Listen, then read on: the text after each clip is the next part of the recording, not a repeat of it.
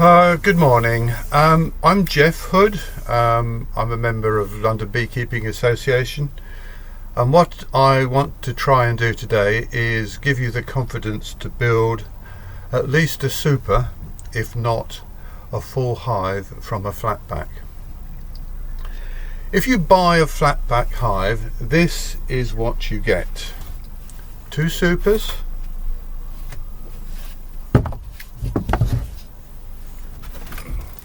a brood box,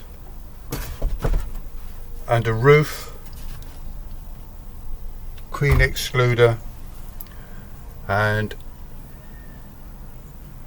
crown board already made up.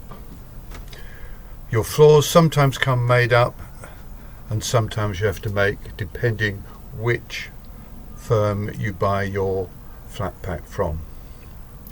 So the construction of a super or a brood box is the most difficult, because the instructions that come with the main retailer Thorns box are totally wrong.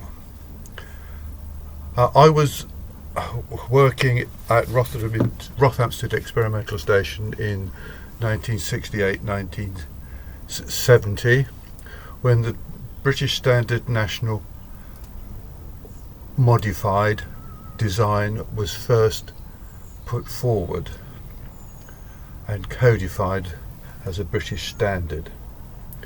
It was designed so you didn't do any measuring and could be put together by someone easily without having to decide where to put the runners and how far down this. The Thorns brood box super method involves constructing a hive, a box of the 4 pieces of sides, and measuring where these sit in relation to each other. I'm going to show you what you get in a super. The brood box is identical, the bits are just the sides are just larger. You have 2 bottom rails, right, with a bee space underneath. You have 2 top rails which are taller, and this is where the frame lug sits on a runner. You have 2 short sides and 2 long sides which have got joints for the top rails to slot in. Now in the Thorns method they ask you to construct a box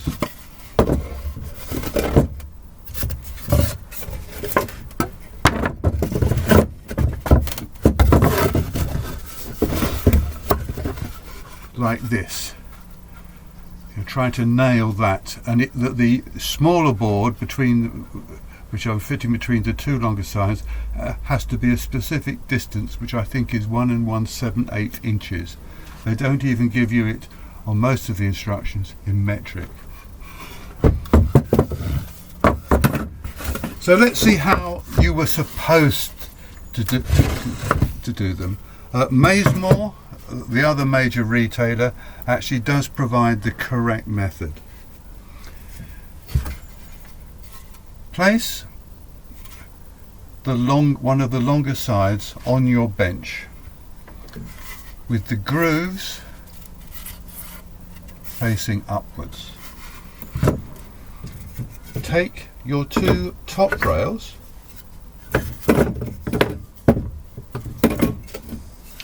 which have the longest sides.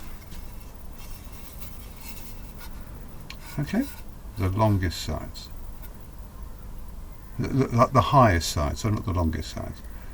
Okay, I put them so the top higher bits are on top. Take them to your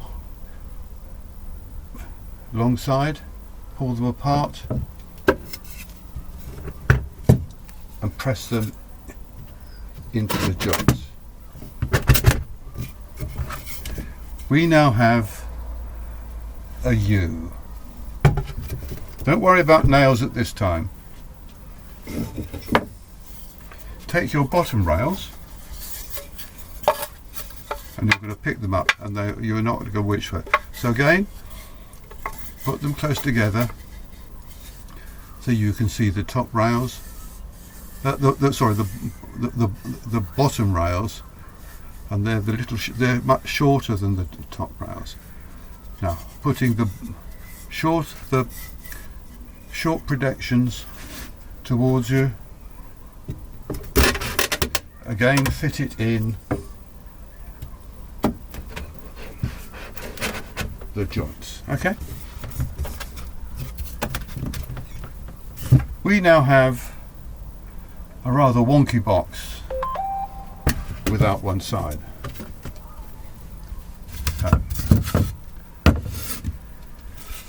Taking the longer top side,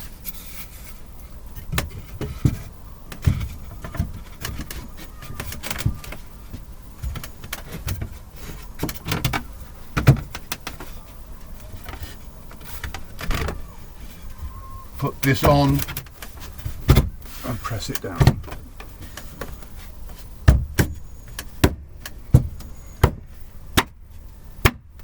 Right. Now, sometimes you need to force them, but they should not be that tight a fit. So taking another piece of wood,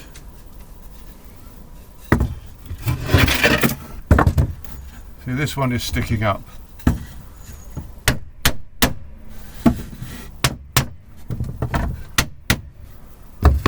We go around all the box.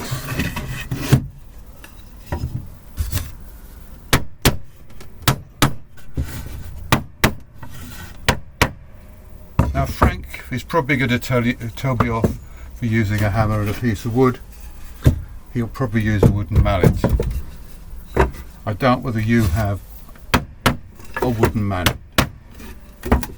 Right. So what have we got now? It's beginning to look like a super, isn't it? We have a box with the sides. Now the top has the longer projections, and all the rims are on, are sticking up. Right, so the longest bits, and if you turn it over, again you've got a nice seal of the shorter bits round the outside. Right, so nailing it together. This is a hammer that I expect you have for small nails, for large nails. Unfortunately, this one's been used to break rocks by my kids many years ago. So I have another hammer which I don't use for breaking rocks, because one of the problems is if you damage the head, your nails are going to split everywhere. So, what do we nail?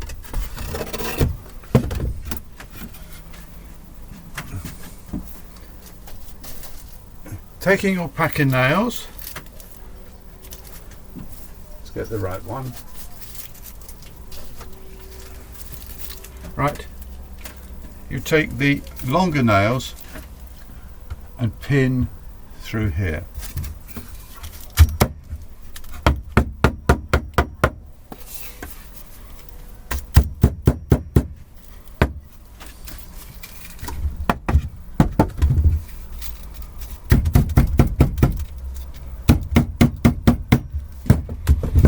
Turn it round.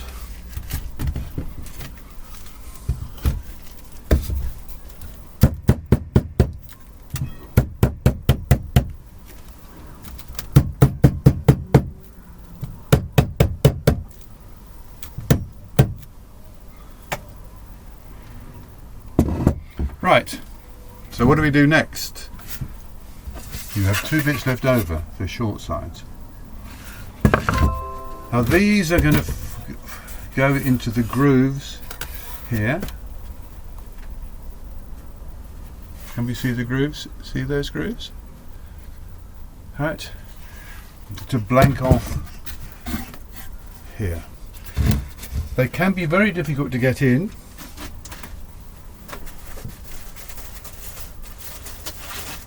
So in order to help,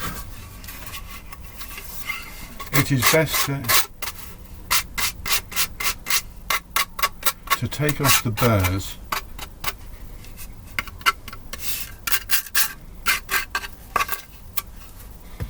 Helps them slide in.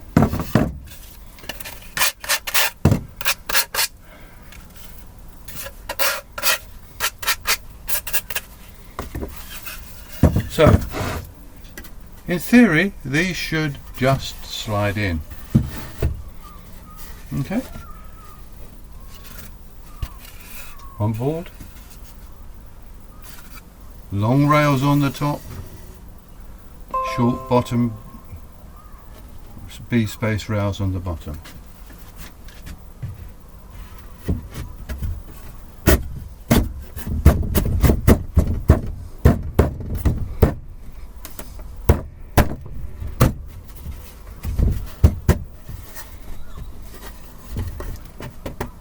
Right. Second one in.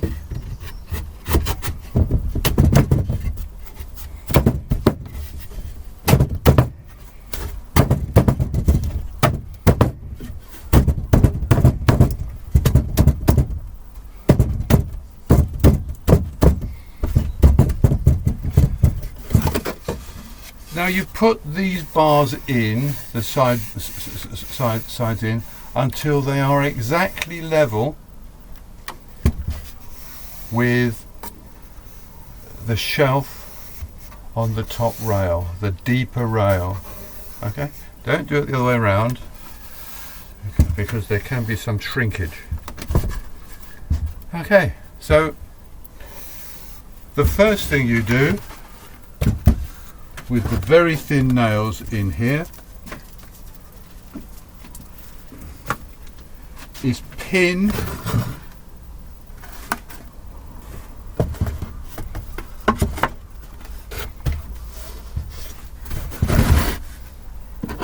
with a small hammer the small nails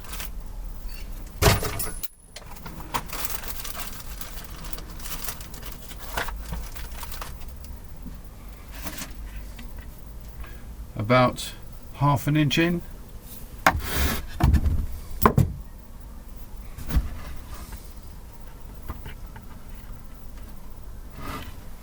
There is this, and I put 3 in the top rail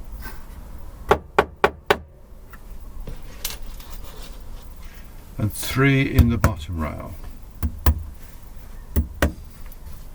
Checking your force before you nail that it is level. Turn it round.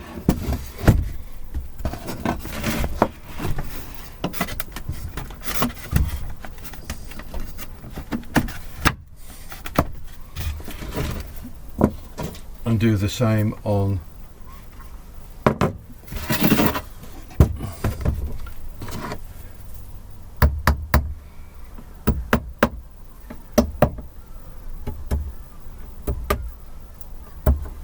having first made sure that the small side hasn't moved and is level with the top rail.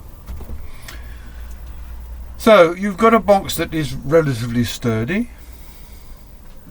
At this time I put the rails on, and these are the little brass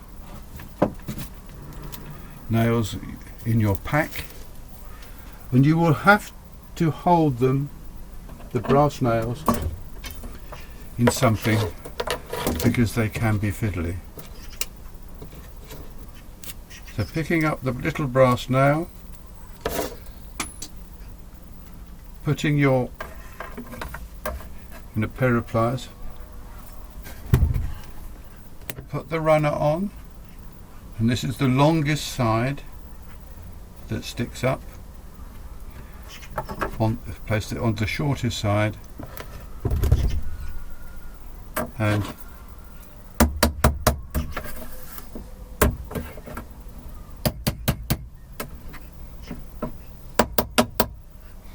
now you're almost finished.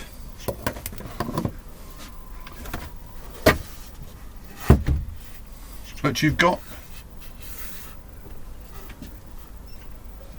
to put some really, again, long nails in, and you require 2 on a super and 4 on a brood box. Now this is, you can measure, but if you look at it like this, you can see this. You've got to put a nail down there.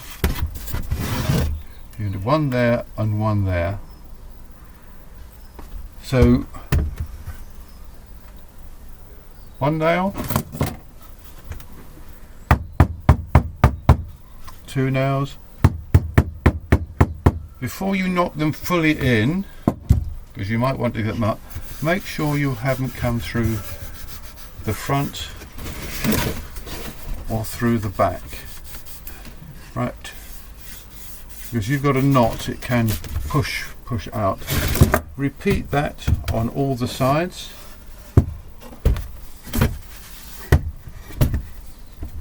Having fitted your 2 runners, you now have a perfect super with no measuring.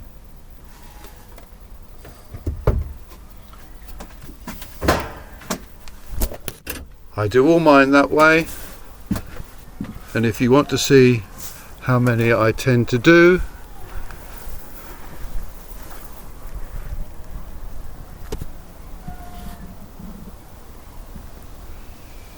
I have just done 15.